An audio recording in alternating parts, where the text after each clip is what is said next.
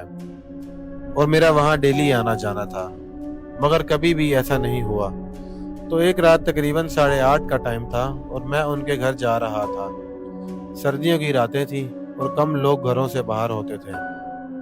तो जब मैं उनके घर जा रहा था तो मुझे ऐसा लगा कि मुझे पीछे से किसी ने आवाज़ दी और वो मेरे काफ़ी करीब था।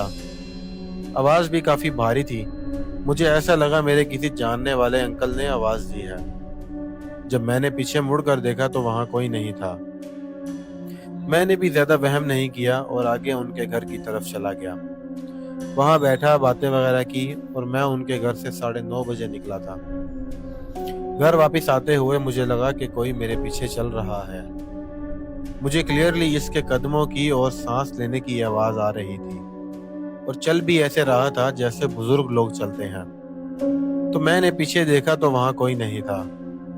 मैंने ज़्यादा गौर नहीं किया और मैं तेज तेज चलने लगा और घर आ गया। घर आने के बाद खाना खाया और सब बैठे रहे, बातें की और फिर मैं सोने चला गया। एक कमरे में मैं, मेरी छोटी बहन और मम्मा लोग सोते थे। मैं बेड पर सोता था और मेरी मम्मा और बहन की चारपाई कुछ ही फासले पर थी। तो हम लोग बातें कर रहे थे। मैंने अचानक अपनी बहन को वो वाली बात बताना शुरू कर दी कि आज स्टेशन पर मेरे साथ कुछ ऐसा हुआ है कि जब मैं अपने दोस्त के घर से वापस आ रहा था, मैंने नेट पर सर्च किया कि ऐसी सूरत हाल पर क्या करना चाहिए। तो फिर मैंने सोचा वहम होगा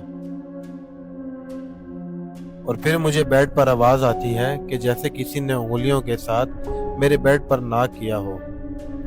जैसे कोई बेड पर उंगलियां मारता है।